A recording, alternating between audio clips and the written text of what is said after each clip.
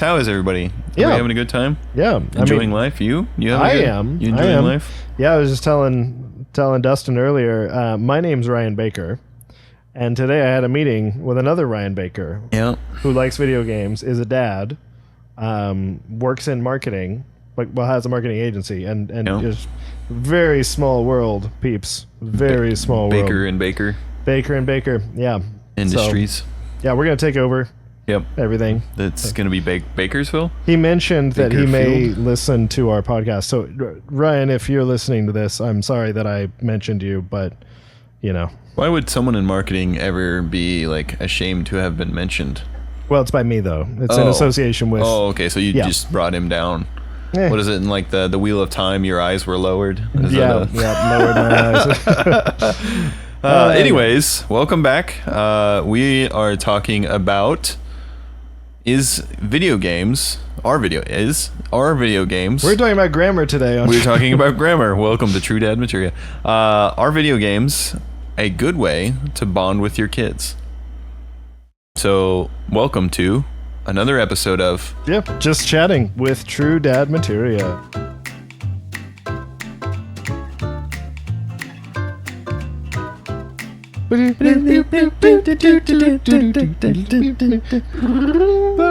Yeah, that's beautiful. So, funny story. Jenny absolutely loves it when we do that. Yeah. And said that we should start training our kids to do that with us. Mine... Well, they may be trying to talk. I don't know. They already do something similar. There's words. Words are said. All I hear is music. Just I'm so like beautiful. August Rush. If you've seen the it's movie, like chimes, just wind chimes. Yeah, it's beautiful. That's wonderful. It must be peaceful. It must be peaceful in your house. My house is so peaceful. Yeah, just a house full of. I don't know why my life is always so stressed. That's a joke. We know full well. Yeah. Anyways, that aside. Bonding with kids is our video games the way to go. Yeah. So personal opinion. I don't think it should be the primary way that you bond with your kids, but I do think that it can be a good way to bond with your kids if done carefully. Yeah. So on our last episode, I talked about story of my stepdad getting us a Super Nintendo, and he would play like Tetris Attack with me and Mario Kart and also all the kind of old multiplayer games that we had at the time, and it was a lot of fun. It was great bonding. Yeah. One downside that I didn't mention is he really didn't like multiplayer games. And so he just stopped playing them. Mm-hmm. And I love multiplayer games. I wanted to be with people playing games. And so that just kind of disappeared. Now, you might tell yourself, like, okay, I'm the type of gamer that would want to play with my kids and want to do the multiplayer stuff, like, all the time. Yeah. But the two downsides that I think of are video games may become the only real like core bonding you have, and there's not a lot of substance there. Big downside. Yeah. There can be a lot of substance through that. You know, time spent together is time spent together, but if it's around a video game and the only things you can get together and talk about when you're older are like, oh, remember that time that we beat XYZ game together. We played Tetris. Yeah. Oh, that was a thing. So, what do you do for fun now? Yeah, right. How do you live life? Right. But then the other downside is that if gaming becomes your children's association with quality family time, then it's going to become probably more important to them emotionally than is healthy. So if they struggle in life in general, like there are difficulties, they may default to gaming as their way of kind of dealing with anything that would normally be associated with their parents. So that's a little different, maybe a little out there, but I think something. Yeah, it's something you have to connect to. I mean, I think you know, especially from my childhood, I didn't really play, like, especially with my parents, I didn't play games. I mean, the games I played weren't video games. They were games of, let's see what I can get away with, which is a very different game. Let me, you know, be honest there. But I was good at it too. I was better at those than video games. Video games, yeah. Yeah, no, you know, for me, a lot of people, you connect things together. What's the audibly? What's the type of memory they call that when you hear something like auditory association? Yeah. So like if you're playing a game and listening to music, like anytime you hear music, either that music or similar music, it'll make you remember that game. Yeah. There's also a similar connection to who you're playing with. You know, if you grew up doing puzzles with your parents or your family or whatever, when you do a puzzle, you will naturally have that association. You'll remember that. And so there's, I mean, both good and bad to it. I think, you know, the bad element obviously would be if that's the only way you associate and remember either your family or your parents, then obviously you don't want that for your kids. I don't want that for my kids. Right. Yeah. So I think the other thing that I ran into, my son's 5 and will be 6 soon, which is crazy. Time's just flying. That is because you've got an 8-year-old, 7-year-old. How old she'll be 8 next year. So she's that's just wild. 7. It's crazy. But one thing I've noticed while playing games with my son, we've been playing the Legos games. So like Lego Star Wars, Lego Lord of the Rings, and he loves them. You know, you just go around, break everything, right? He has 2 things. He has a lot of things, but 2 that I've noticed is an addictive personality, Oh boy. which is not a good combination with games, especially when that's not the intent. I mean, I wouldn't hope that would be the intent, but especially when that's not the intent. The other thing is he's kind of like a perfectionist, and he takes failure really hard. So, and obviously he's young. I mean, he's 5, so we can't just like define him as you are a perfectionist, right? But I see a lot of that because I struggle with that. You know, I want to do things well.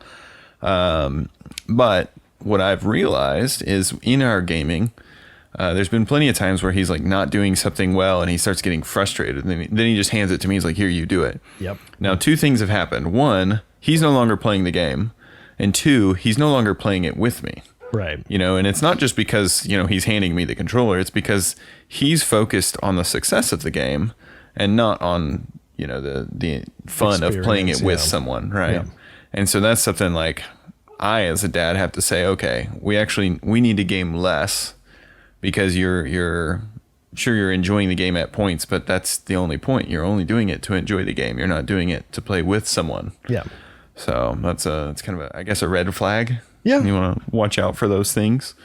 Yeah. I think if you are, it's rare to be intentional going into parenting about like anything. Like maybe you go in intentionally, you know, trying to do certain things or trying to generate certain outcomes. But I mean, in the day to day, in the heat of the moment of whatever you're going through, you know, sleep deprived and frustrated, like it's rare that you're going to intentionally stick to things like ideas that you had. Yeah. Without repetition, without being reminded and things like that. So, you know, if you do play games with your kids and you're enjoying bonding over things that you used to enjoy. So like, you know, when our kids will play, you know, Mario Kart, or when they'll play like Spyro and things like that, and we're enjoying watching them play you know, games that we used to enjoy, then like that's fun. But then if those red flags pop up, like they're, you know, the kids are fighting and, you know, not taking turns, or one kid constantly takes the controller to fix it, you know, for the other kid.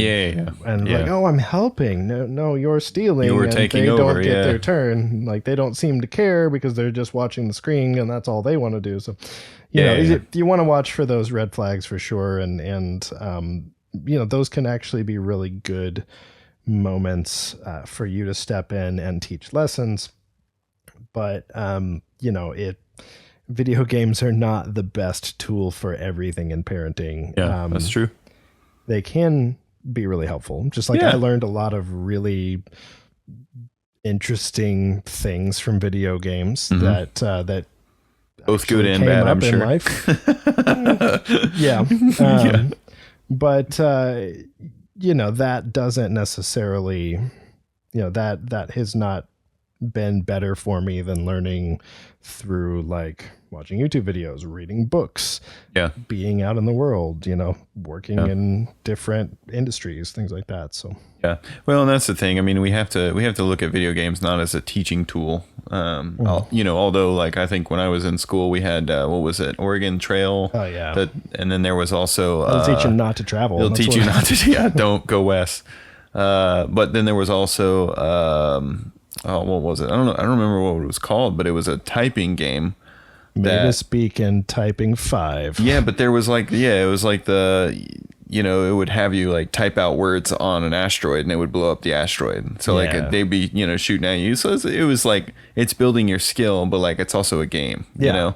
And there's stuff like that, but most games aren't like that. They're actually going to be, very game oriented. Yeah. Now that said, I did really enjoy, there were like some spelling games and some math games that I played when I was younger, and those were a lot of fun. Yeah. Looking back on them. Do you remember the content? Like, do you think they were actually building skills for you, or was it just a game? I already knew most of the stuff. Oh, okay. And I was just enjoying going through the game. Okay. So, So whether it was an actual advantage versus just being a game. Yeah. Now the gamification of typing to develop typing skills is brilliant. Yeah. Because that's something, the more you practice it, the better you'll do. Like if it's something where it's like, okay, I already know basic addition, subtraction, spelling, multiplication, okay, that's, I'm just playing the game to play the game at that point. Yeah. Well, and there's something to be said about a game teaching you, like hand-eye coordination. Yeah. There was actually a study done, and I don't quote me because I don't know exactly where it was and when it was and who they used and all the fun stuff. But it was in relation to, they had a group of people that for an hour a day, which is a lot if you think about it, for an hour a day played Call of Duty, and then they had a group of people, same age bracket, same, either history or job or whatever, what career path. And then they tested their hand-eye coordination. And the people that played Call of Duty 1 hour a day had a much faster and accurate hand-eye coordination than the people who didn't. Oh, yeah. And so, games can build skill. And I think there's a healthy aspect to that. I mean, I think, for instance, my son, I think he's learning, to not only, have better hand-eye coordination, but also he's learning to try different things, because video games teach you like, well, if A is jump and B is punch, well, then that means that these other buttons have to do something. Yeah. So they're going to try them. Yeah, creative problem solving. Exactly. And you need that in real life. The trick is getting them to not want to just push a button to get it done and actually go do it. Right, yeah. I mean, if I was walking around with a controller and it handled everything I could do, I would do that. Yeah. But that would be very dangerous. That is one thing that brings to mind one idea. So if you, and this may not work. So I have one child that would probably do this and another one that would just be kind of like, no. Skeptical. So, sometimes if you play games with your kids while you're cleaning up, it, like, not video games, but you're playing games, you clean. Right, yeah, you clean, I'll do Why video aren't you games. picking up? I'm just like, I'm playing this game and you're staring at it. No, what, if you play games with your kids while they're picking up, sometimes it makes it fun for them and they're more likely to do it, right? Yeah. So, if you were to take a controller and be like, okay, when I'm going to call out a button and that button does, when I say A, you have to pick up some of your clothes off the floor. Like if I say B, you have to pick up a toy, Yeah. And then I'll say X and you go and put it away, So if you were to do something like that, they might have that like, oh, this is a video game, it's fun, and dad's playing us and we're the game, Yeah. And that's a way of kind of taking your video game culture, of the home and turning it into something a little more like analog, a little more helpful. Yeah.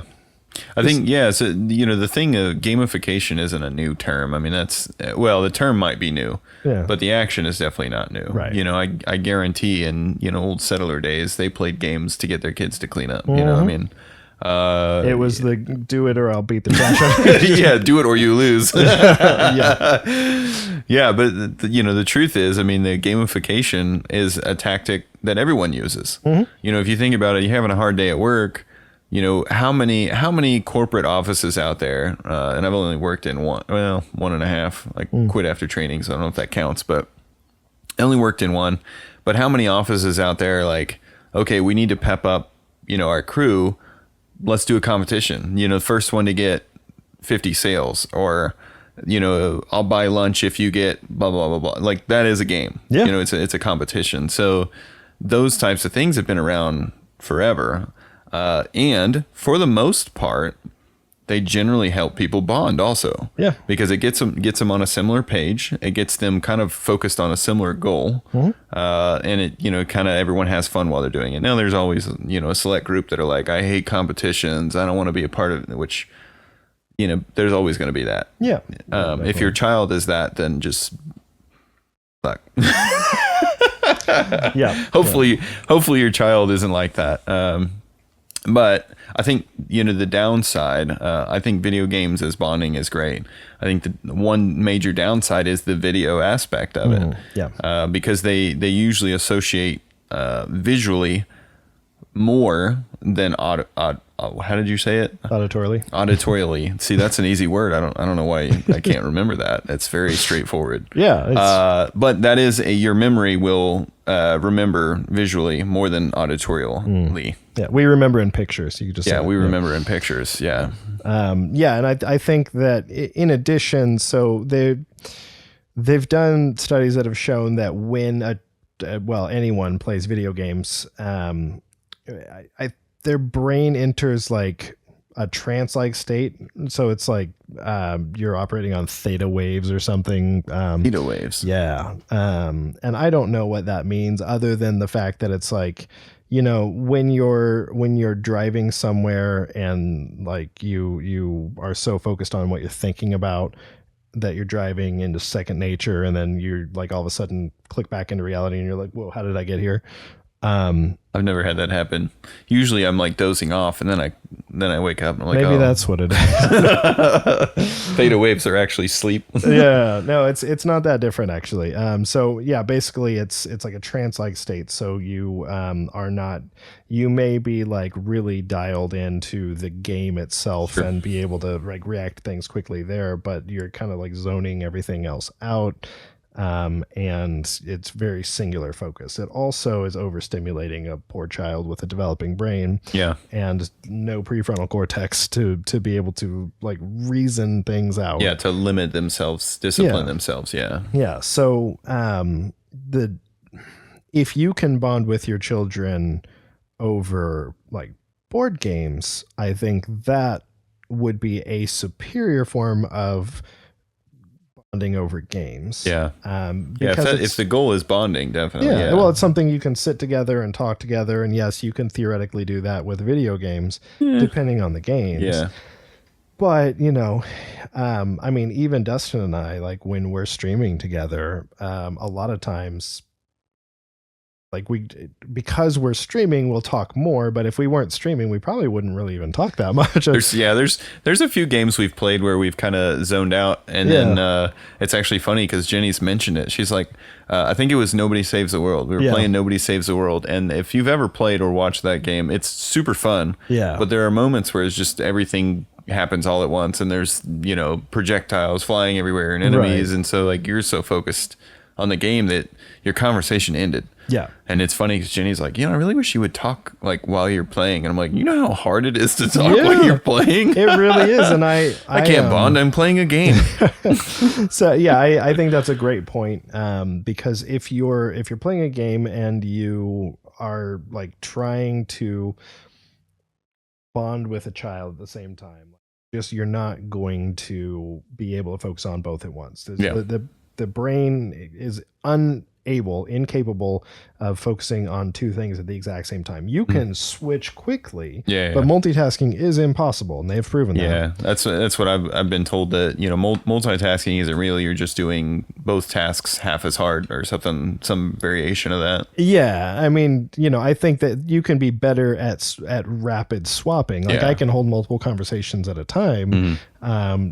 Sometimes, and I'll be talking to somebody in a coffee shop, and then I'll hear a question over here. I'll answer the question, then get back to the conversation. Yeah. Sometimes I can type one thing and be saying other things at the same time. And I can't. I usually end up typing whatever I'm saying. I do that too sometimes, but it's now I can read and type. Yeah, and that's maybe, I don't know if that's really multitasking. I don't know. But either way, sorry. Yeah, so suffice to say, you can be good at that, but there will come a point, like if you're playing a game, especially, where you're going to focus more on the game, and the point is not about being with your child at that point. It's about playing the game. Yeah. And that, I think, takes away from the bonding, because you're doing the same thing together. Yeah. But I think anyone that maybe there are studies about this, maybe not. I haven't really looked into it, but I think that generally the things that create the strongest bonds tend to be prolonged periods of like difficult things but rewarding things. Yeah. Usually in conjunction with like physical activity. Yeah. So like you look at people who go to war together, like shared suffering. People like all the behind the scenes features of the Lord of the Rings. Like these people went through a lot of hard stuff. Like, they had a lot of fun with it. Sure. Yeah. They worked really hard together toward a common goal for a long period of time. Yeah. And they are all still super close. Like they have a lot of, very strong bonds. So I think, if you are doing like projects with your children, like maybe you can't, so you could build things with Legos with them. Yeah. But if you maybe as they get older, you could start building things like wood shop stuff together. You could go outside and garden. Gardening is a really good one. Yeah. And I think, the thing we have to think about is like, what is bonding? I think, a lot of people, modern day culture has gotten away from the community aspect of really anything, whether it be church or school or it's just everyone's individualistic. Bonding in its nature is not just doing things together, right? It's growing closer together and tighter, in which, there's an aspect of spending time together, sure, and doing stuff together, but it's also an aspect of knowing that person better. Yeah. Which with your child, I hope you grow to know your child better. Yep. But it's also, not just for them to stick out hard things, but you as well. Yeah. And I think, for instance, gaming, me having a little bit of a, perfectionist side, as well as my son, we run into issues sounds bad. We run into, hard points where, he'll struggle with something, and, my inner being is like, just do it. Just do it right. Press the button when I'm telling you to press the button. You're not listening. Yeah. But really, us sticking that out together, me being patient as a father, him being patient as a son, which does look different, right? Yep. And then him, trying, and then, taking a break if he needs to, like both of us, if we need to take a break, like we do these things together, we do this together. The other aspect of it, whether you succeed or not, the other aspect of it is finish together. Now, what I mean by that is, a lot of parenting tactics are, well, I'm going to let my child figure this out on their own. And I think there is some healthy element to that, for instance, and we're on the topic of games, so obviously I'm going to use that. I'll explain to my son, like, oh, well, here's, this button does this button does that. You need to, when you get this close to, I don't know, he's making a jump or something. When you get this close, you need to press A. And of course, he's pressing the wrong button. He's trying, and it's like, okay, well, he wants me to just do it for him. And that's not what I'm talking about. What I'm talking about is finish the task together, because if you leave them to it, they'll start to realize, well, I can just do this on my own. And that's can be a good thing. But if you think about it in the nature of in the future, if they run into an issue, maybe they're struggling with something. Maybe, they have friends that are making fun of them, but they were brought up in this home of, well, I'll just figure it out on my own. What are they going to do? Like, they're not going to come to you because, oh, well, I hope they do. I truly hope they do. But I wouldn't think they would because they've been trained that I'd just figure it out on my own. Yeah. Right. And versus if as many tasks that that they're going through that are hard times or easy times, even if you're there helping them with it, making an effort, showing them that they can rely on you to help them, even if that means they have to do hard work. Yeah. They're going to come to you because they know that you're the one that helps them through the things. Yeah.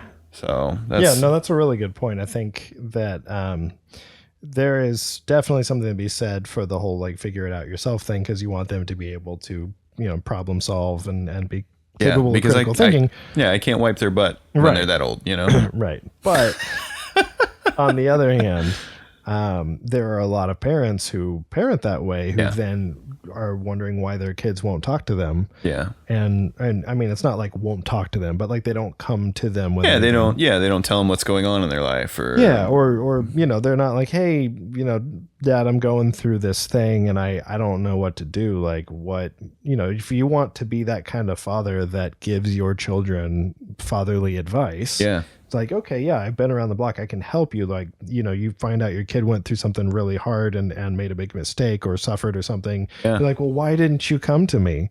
It's like, well, because you always told them when they were younger, we'll just figure it out. And so they learned, well, okay, I just have to figure things out because I can't come to my dad with things. So I think it's really important to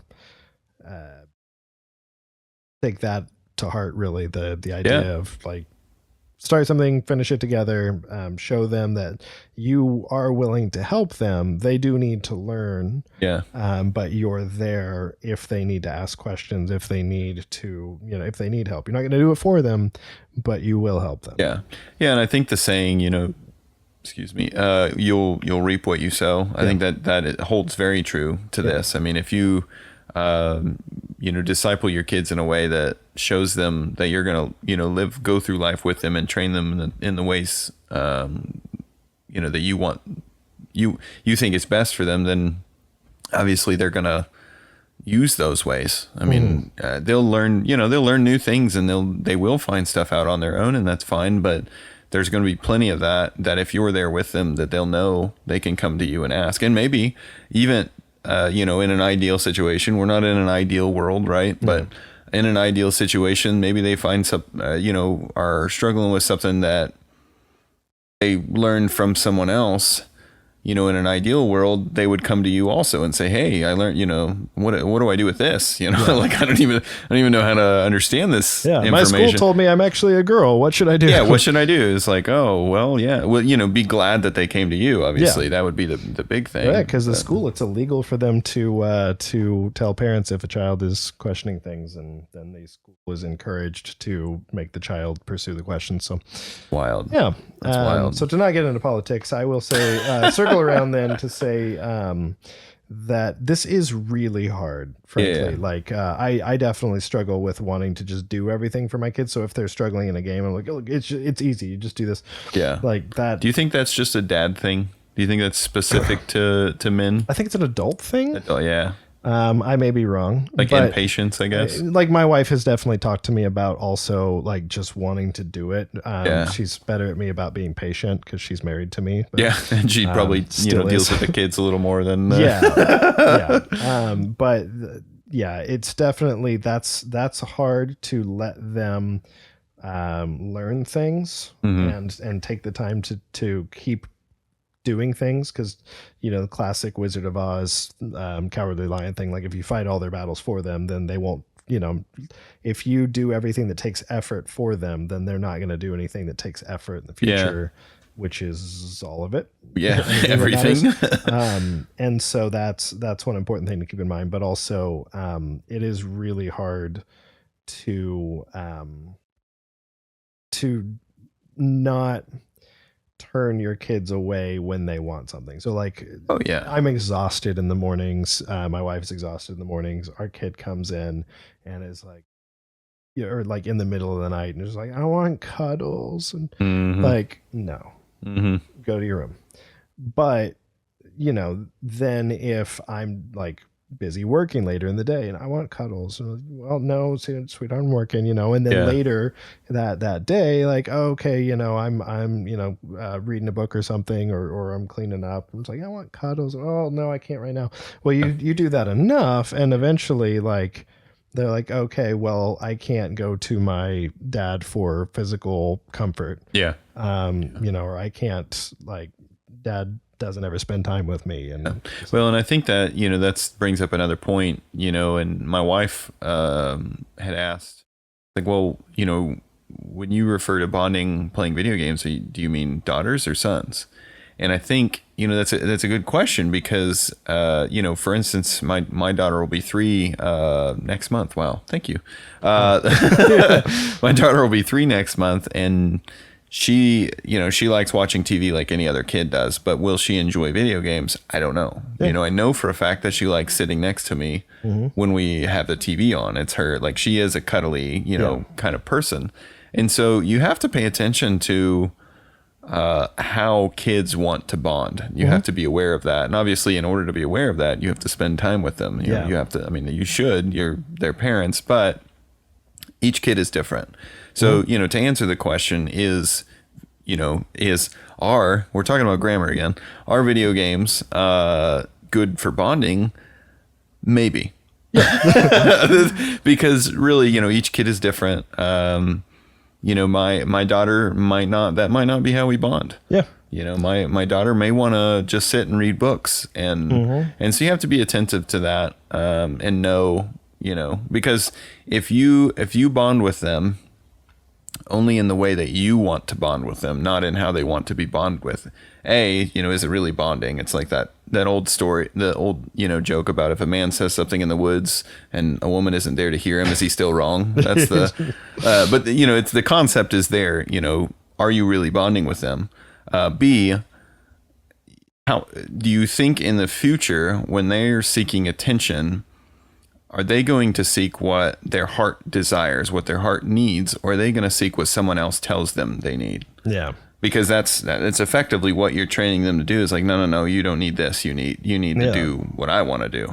Well, I've heard it said that, so with, like, if you want your children to be musical, don't force them to play musical instruments. Let them see you enjoying musical instruments. So I think it's the same with video games or anything you do. So if your children see you enjoying something and doing a lot of things, and they love you, they respect you, they want to be like you, they are more likely to want to do what they see you doing a lot. Yeah. So if all you do is sit on your butt and play video games, don't get mad at them when they're a teenager doing the same thing. That's very true. But if you want them, to clean up, let them see you cleaning the house on a consistent basis. If you want them to play instruments, then like let them see you playing music consistently. Like my kids only play the piano either when we're trying to sleep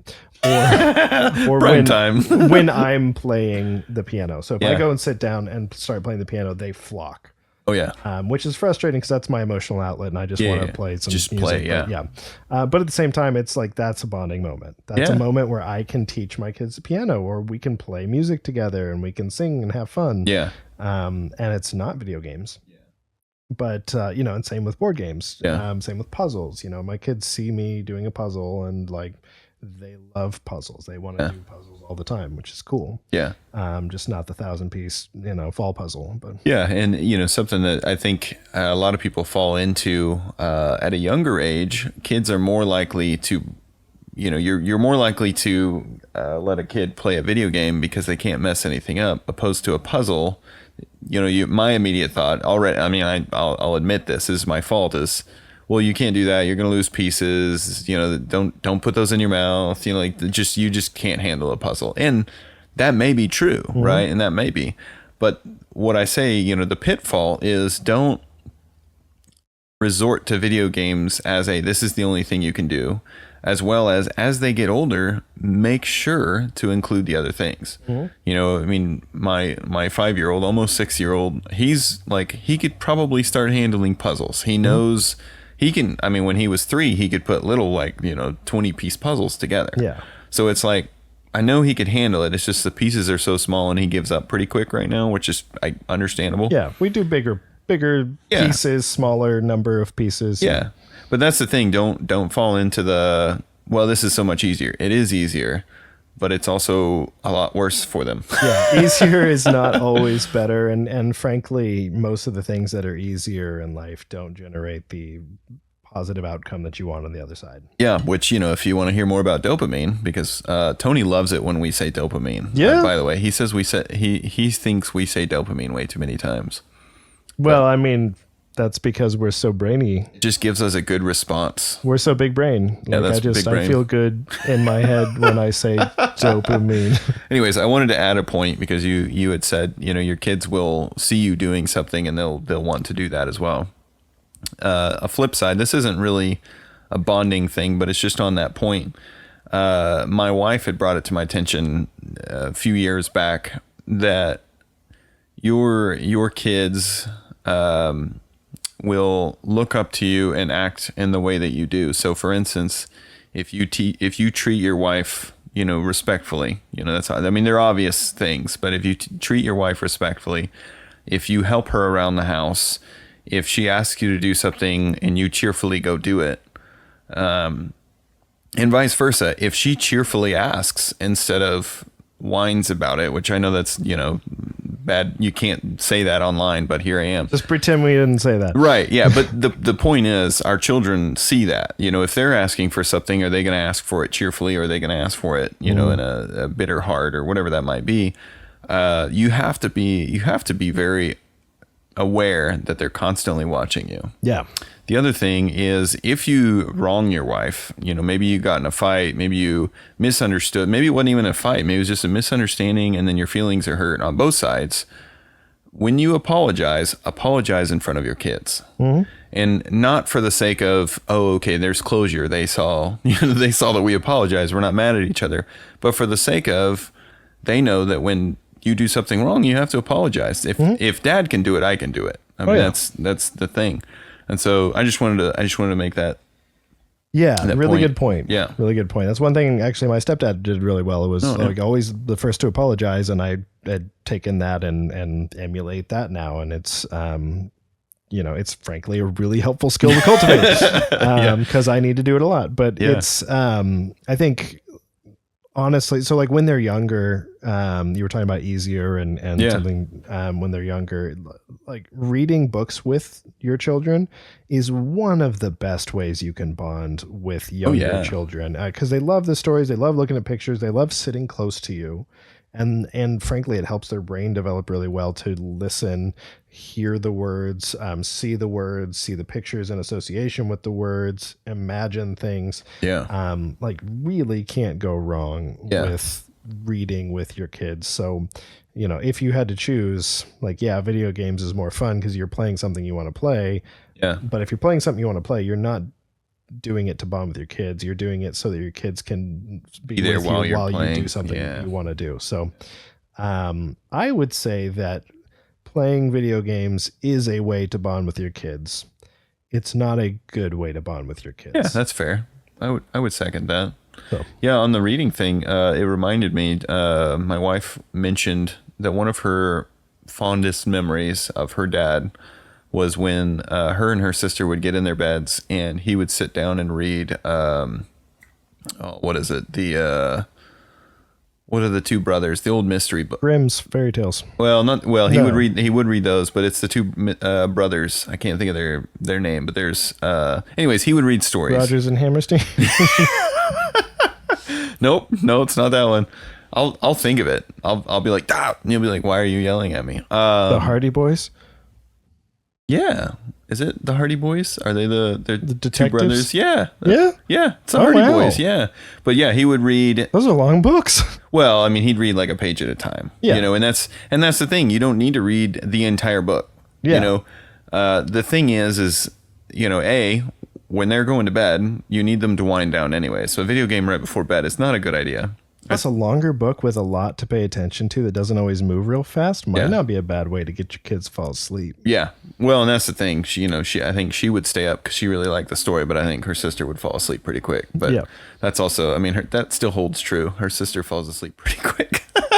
We're like, oh, we're doing a video game. And she's like, yeah. But anyways. Runs in the family, I think. She's got an uncle that does that. Yeah.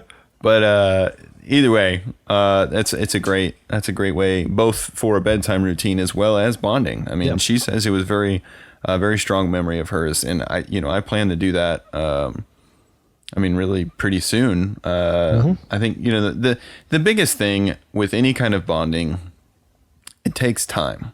Yeah. It's not something quick. It's not a quick fix. It's really not easy. The task is straightforward, but it doesn't mean it's easy, right?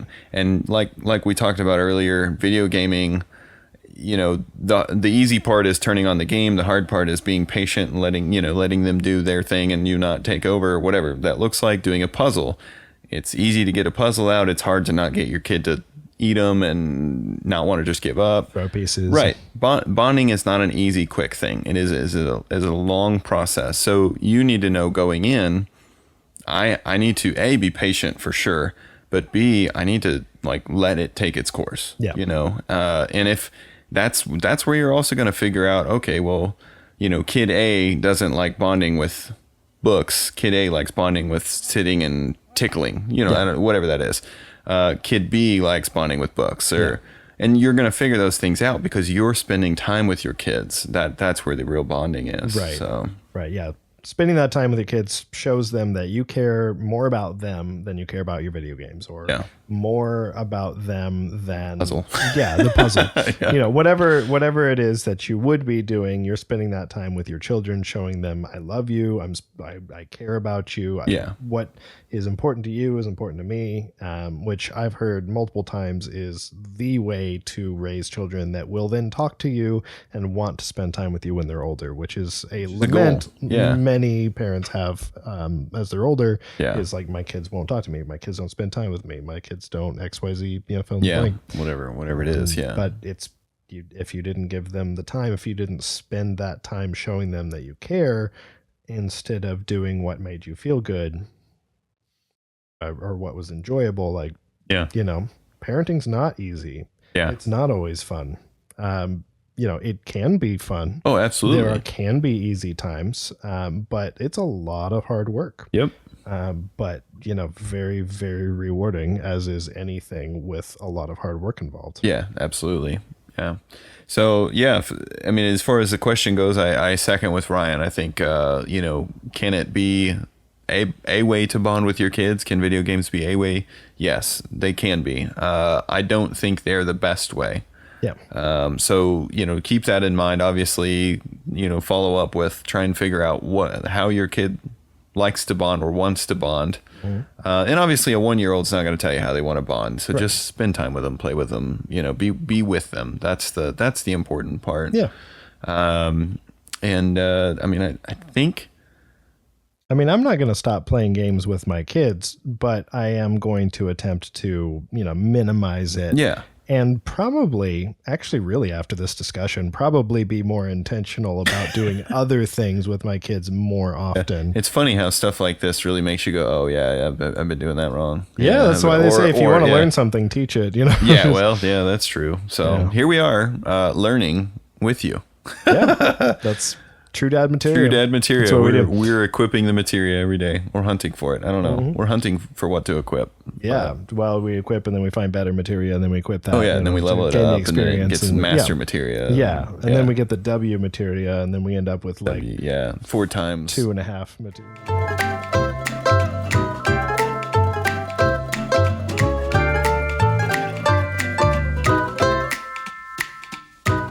Hey friends, thanks for listening to this episode of Just Chatting with True Dad Materia. If you enjoyed this or would like to hear a specific topic covered, make sure to comment. And of course, to help support our channel and stay in touch with the latest content, be sure to subscribe or follow depending on your platform. If you want to follow our gaming shenanigans, you can find us on Twitch at True Dad Materia. Thanks, and in true dad fashion, save early and save often.